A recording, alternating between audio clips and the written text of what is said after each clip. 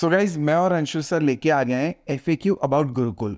FAQ का मतलब होता है फ्रीक्वेंटली आस्क्ड क्वेश्चंस।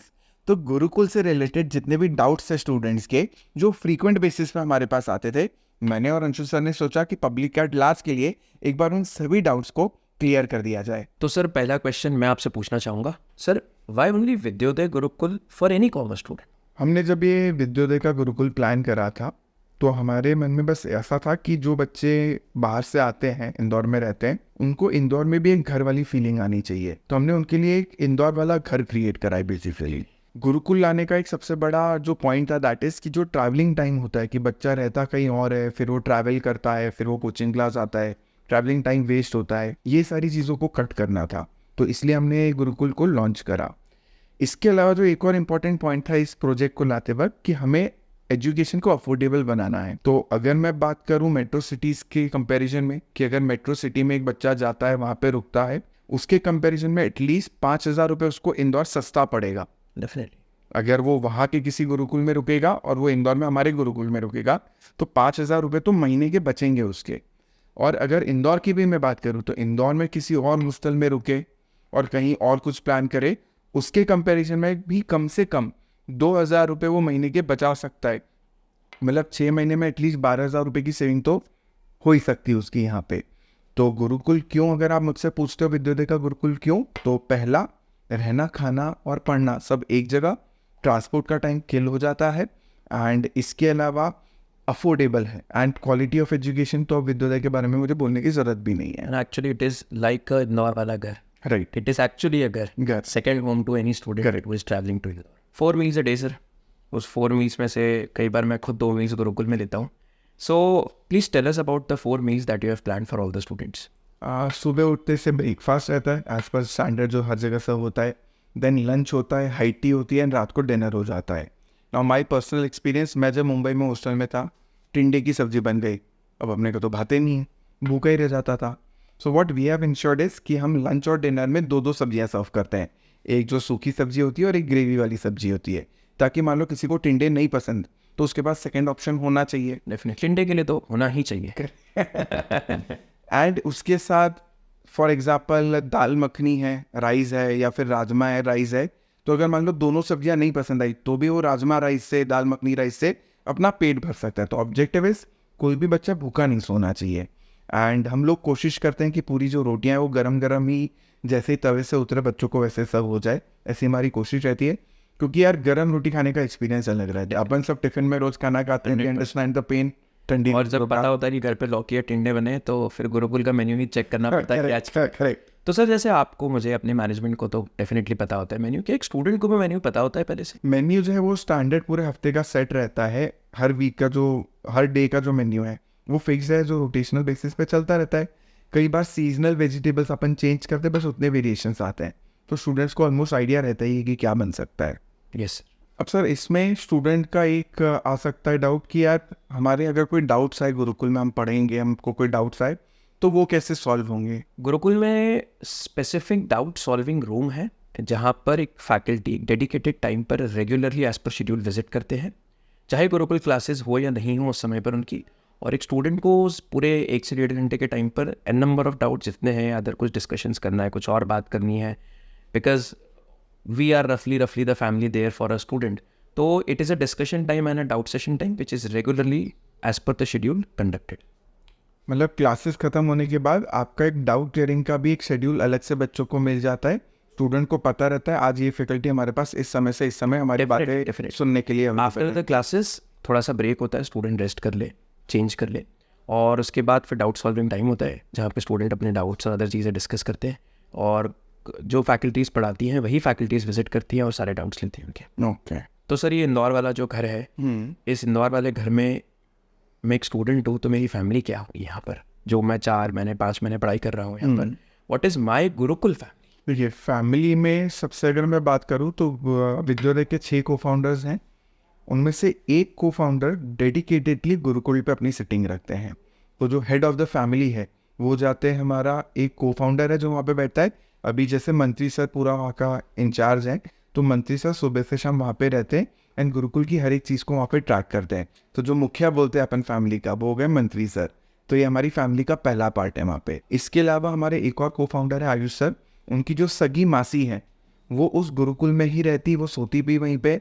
इनफैक्ट मासी की जो बच्चे हैं वो भी वहीं पे रहते हैं एंड वो वहीं पे खाना खाते हैं, ताकि हमें पूरे फूड की जो रिपोर्ट्स हैं कि फूड अच्छा है या नहीं है वो डेली हमारे घर का कोई इंसान हमें बता रहा है। तो फैमिली का जो सेकेंड हेड है दैट इज़ कुसुम मासी, वहीं पे रहती है अपनी फैमिली के साथ एंड वो पूरा मैनेजमेंट एक्टिवली वहाँ पे देखती हैं। इसके बाद आते हैं थर्ड नंबर पे गार्जियन। तो वहाँ पे हिमानी दीदी करके हैं जो वहाँ पे एक गार्जियन का काम करती हैं। ये हर एक स्टूडेंट का जो परफॉर्मेंस है, एकेडमिक परफॉर्मेंस, वो पूरा ट्रैक रिकॉर्ड रखती है, कौन सा बच्चा अच्छा कर रहा है कौन सा नहीं, किस बच्चे को फैकल्टी से डांट खिलवानी है, ये सारा काम हिमानी दीदी करती है। तो ये हमारा गार्जियन है, ये हमारा थर्ड लेवल ऑफ फैमिली है। इसके अलावा गुरुकुल की एक मैनेजर है डेडिकेटेडली, वो पूरा मैनेजमेंट देखती है। बच्चे को कोई भी अदर देन एकेडमिक अगर इशू है तो वो मैनेजर के पास जाके उन दीदी के साथ बात कर सकते हैं वहाँ पे। इसके अलावा काउंसलर्स हैं, उसके अलावा हमारा जो बिल्डिंग इंचार्जेस है जो मेंटेनेंस देखता है, ये पूरा वहाँ पे सेटअप है ताकि बच्चे की हर एक प्रॉब्लम को एक डेफिनेट अलग अलग पर्सन है जो हैंडल करता है। यस, एंड इसके बाद वार्डन्स हैं।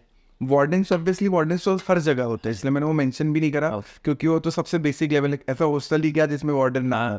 बट वार्डन के अलावा मैंने मेरे को फाउंडर को, सगी मासी को, एक गार्जियन को, एक मैनेजर को एंड फिर सारे जो काउंसलर्स वगैरह आते हैं, रिसेप्शन के लोग आते हैं, अकाउंट्स के लोग आते हैं, बिल्डिंग मेंटेनेंस के लोग आते हैं, इतना तो मेरा नॉन एकेडमिक स्टाफ वहाँ पे लगा हुआ है बच्चों की सर्विस के लिए।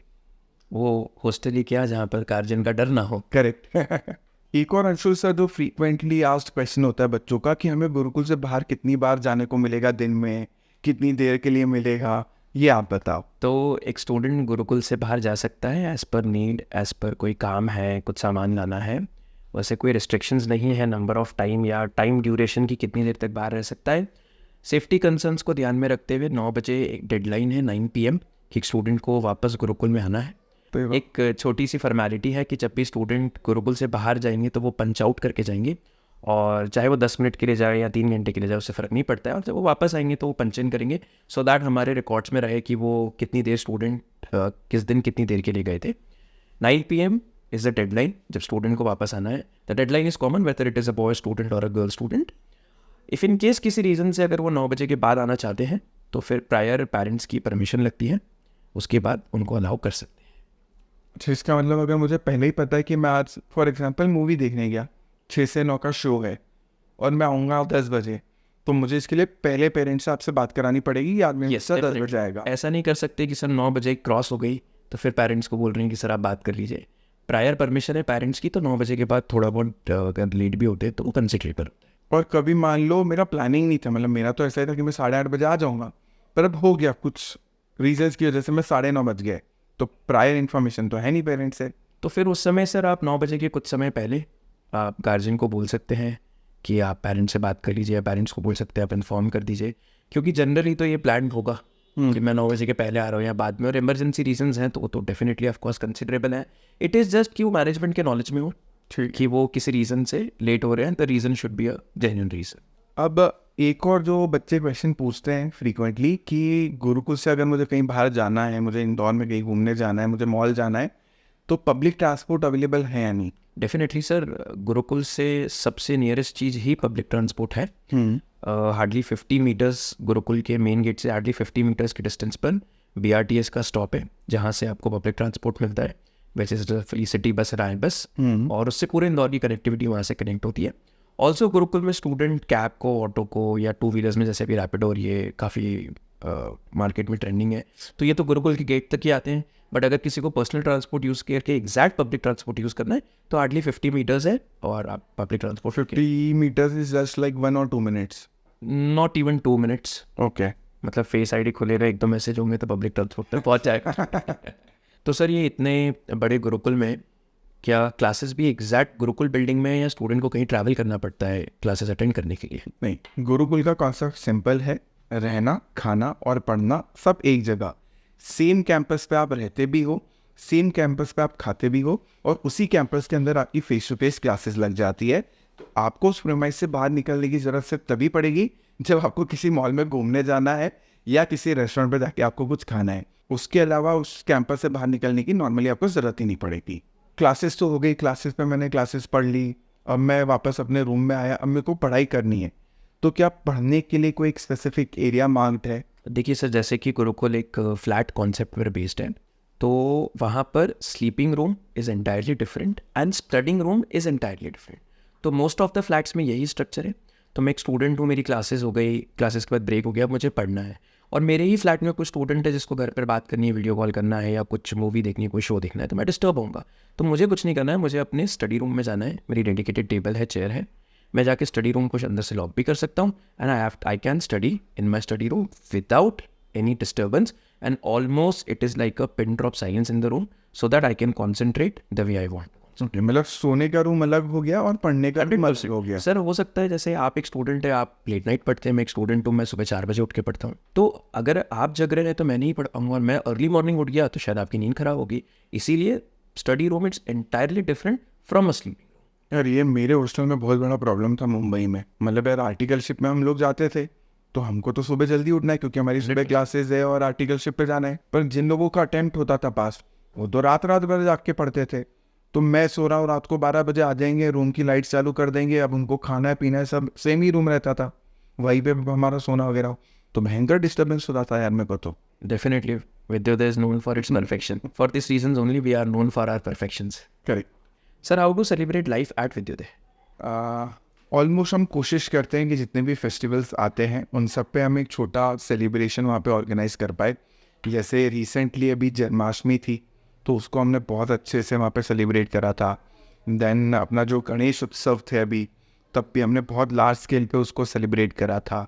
इसके अलावा मैं लाइफ एट विद्योदय की बात करूँ तो यार पढ़ाई के बाद अभी जैसे कैरम वगैरह हम लोगों ने वहाँ पे इंस्टॉल कर रखे हैं, बोर्ड गेम्स है, चेस है, लूडो, सांप सीढ़ी, सब तो नॉर्मल चीज़ें हैं ही हैं, प्लेइंग कार्ड्स, ऊनो वगैरह। एंड अभी जो हम लेटेस्ट करने वाले दैट इज़ हम वहाँ पे टेबल टेनिस के जो टेबल्स हैं वो भी ऑलमोस्ट पोस्ट दिवाली वहाँ पे लग जाएंगे। सो table tennis, carrom, board games, playing cards, ये सारी चीज़ें जिससे बच्चा अगर एक आध घंटे का ब्रेक लेना चाहे फ्रॉम पढ़ाई तो वो इसको एंजॉय कर सकता है। एंड जब भी फेस्टिवल्स होते हैं तो यार स्टाफ से लेके बच्चे तक पूरा डेकोरेशन से लेके हर चीज़ में बच्चे सपोर्ट करते हैं एंड बच्चों को मज़ा आता है उन सारी चीज़ों में। जिस एक्चुअली, और वही सबसे ज़्यादा पार्टिसिपेट करते हैं उस इवेंट को। करेक्ट। बहुत सक्सेसफुल। हम तो सिर्फ रिसोर्सेज ला के दे देते हैं, बाकी बच्चे ही पूजा को, जो महापूजा होती है उसमें बच्चे ही कन्वर्ट करते हैं। वो आप और मैं शंख बजा के बताएंगे। करेक्ट। सर मैं घर चले गया या मेरी तबीयत ख़राब हो गई तो फिर मैं एक स्टूडेंट हूँ, मैं अपनी क्लासेस कैसे रिकवर करूँगा? सिंपल है, जो विद्योदय का एप्लीकेशन है उसमें हम सारे रिकवरी वीडियोस जो हैं, जैसे ही कोई चैप्टर ख़त्म हो जाता है उसके बाद हम उस पर रिकवरी वीडियोस अवेलेबल करवा देते हैं। तो जैसे ही आपका कोई चैप्टर फिनिश हो जाए पर आपको पता है आपका छूट गया है वो, तो आप उसको अगले 5-7 दिनों में पूरा रिकवरी कर सकते हो, तो बैकअप रहेगा, डोंट वरी। ओके। अब अंशु सर, इन सब में एक डाउट ये है कि अगर मान लो मैं गुरुकुल में रह रहा हूँ और कभी मेरी तबीयत एकदम से ख़राब हो गई, मैं बीमार पड़ गया, तो अब क्या होगा? मतलब मैं किसके पास जाऊँ, क्या मतलब कौन मेरे को लेके जाएगा डॉक्टर के पास? वार्डन है और वार्डन ही स्टूडेंट को डॉक्टर के पास लेके जाते हैं। तो जो क्या भी वार्डन बच्चे के साथ जाएगी डॉक्टर या हॉस्पिटल तक? जो भी नियरेस्ट उस डिजीज़ के लिए नियरेस्ट हॉस्पिटल है जो कि बेस्ट सर्विसेज दे सकते हैं, वहाँ पर वार्डन खुद स्टूडेंट के साथ जाएंगी। जब तक डॉक्टर से ट्रीटमेंट मिलता है, कंसल्टेशन मिलता है, मेडिसिन मिलती है, तब तक वार्डन खुद वहाँ रुकेंगी। वार्डन ही स्टूडेंट के साथ वापस आएंगी, वार्डन रूम में सेटल करेगी स्टूडेंट को, तब तक वो वार्डन स्टूडेंट के साथ रहेंगी। फिर उसके बाद फॉलोअप्स रहते हैं कि मेडिसिन ली है या नहीं है, हेल्थ में इंप्रूवमेंट है या नहीं है, क्या बेटर लग रहा है या नहीं लग रहा है with in a span of 2-3 days. तो वो तो वार्डन ही ये सारा रोल प्ले करेगी स्टूडेंट के। सर एक स्टूडेंट के लिए मेडिटेशन या योगा इस टाइप से कुछ हम प्लान करते हैं एक स्टूडेंट के लिए? नहीं यार, अनफॉर्चुनेटली अभी हम लोगों ने इन चीज़ों के ऊपर दिमाग नहीं लगाया है, तो ना योगा ना ही मेडिटेशन जैसा अभी तो वहाँ पे कुछ नहीं हो रहा है। बट यार it's a good point, will note it down, and हो सकता है ऐसे 3 महीने 6 महीने बाद जब हमारा और आगे पूरा स्ट्रक्चर रेडी हो जाए तो हो सकता है हम उसके लिए भी कुछ चीज़ें करना स्टार्ट कर देंगे। डेफिनेटली सर, वो एक मॉर्निंग में अगर 30 मिनट्स स्टूडेंट स्पेंड करता है तो उससे कंसंट्रेशन इंप्रूव होता है, फोकस इंप्रूव होता है, और एक जो सबकॉन्शियस माइंड एक स्टूडेंट का वो बहुत ही एक्टिव होता है इस एज में। करेक्ट। तो वो धीरे धीरे वो भी कंट्रोल में आता है, which is really required for his excellence. Do accept ये ज़रूरी है योगा या मेडिटेशन। सच बोलूँ तो हाल फिलहाल अभी नहीं है, बट ऐसा नहीं है कि हम कभी भी नहीं करेंगे, जैसे ही मौका मिलेगा उसको स्टार्ट करवा देंगे। यस सर, बहुत ज़रूरी सर एक स्टूडेंट के लिए। सर मंडे टू सैटरडे इतनी सारी क्लासेस अटेंड करने के बाद, इतनी पढ़ाई करने के बाद एक स्टूडेंट को संडे का दिन वो कैसे सेलिब्रेट करता है गुरुकुल पे, या कैसे वो ब्रेक लेता है अपने हेक्टिक रूटीन से? देखो, संडे सबसे पहली चीज़ तो यार हॉस्टल लाइफ का सबसे इंटरेस्टिंग पार्ट होता है फीस्ट, जो लंच में फीस्ट होती है, क्योंकि उस दिन मिठाई होती है ना, एंड दाल बाफले बनते हैं या पनीर की सब्जी एंड ऐसा स्वीट के साथ सब होता है। तो सबसे बेस्ट पार्ट होता है, तो सुबह पोहे जलेबी से शुरुआत होती है, देन उसके बाद ये जो दाल बाफले या पनीर की सब्जी एंड मिठाई है वो रहता है, and then we being localite, हम जितने भी टीचर्स हैं हम सब इंदौर के लोकलाइट हैं, तो हम फ्रेंडली सजेशंस भेजते हैं हमारे गुरुकुल वाले बच्चों को, क्योंकि ये बच्चे बाहर के हैं, इनको इंदौर के बारे में नहीं पता। तो कोई भी नया मॉल होता है, कोई अच्छी मूवी आती है, या कोई अच्छा फूड जॉइंट है, किसी के वहाँ की पाव भाजी बहुत अच्छी है, या हमारा सराफा मार्केट में क्या क्या खाने लायक चीज़ें हैं, तो हम ये रिकमेंडेशंस भेजते हैं कि अगर आप संडे को जाना चाहो तो आप ये सारी एक्टिविटीज़ या ये सारी चीज़ें जाके खा सकते हो। तो बच्चे उसको अप्रिशिएट भी करते हैं कि यार चलो आपने हमको गाइड करा कि हमको कहाँ पे जाके क्या खाना चाहिए। तो फिर संडे फ्री रहता है, मतलब बच्चा ऑलमोस्ट जो मैंने ऑब्जर्व करा है वो बढ़िया लंच लेता है पेट भर के, मिठाई दबा के, फिर वो सोता है थोड़ा सा, एंड फिर 5 बजे के बाद बच्चे गुरुकुल से बाहर निकलना चालू करते हैं, फिर वो आते हैं रात को। मैंने भी सजेशन दिया था, तो सजेशन की लिस्ट मैंने होमवर्क जो शीटों में थी, तो स्टूडेंट ने क्लास का वीडियो दिखा के मेरे ही नाम पर दुकानदार से डिस्काउंट ले लिया। अच्छा। और वो बाद में आके बताया कि सर हमने आपका वीडियो बताया कि आप इनको सजेस्ट करते हो, प्रमोट करते हो, और डिस्काउंट मेरे ही नाम पर उनसे discount लेके आ गया। और अपन जाते हैं तो अपने को नहीं मिलता। नहीं, मैं गया तो बाद में पहचाना भी नहीं फिर मुझे उन्होंने।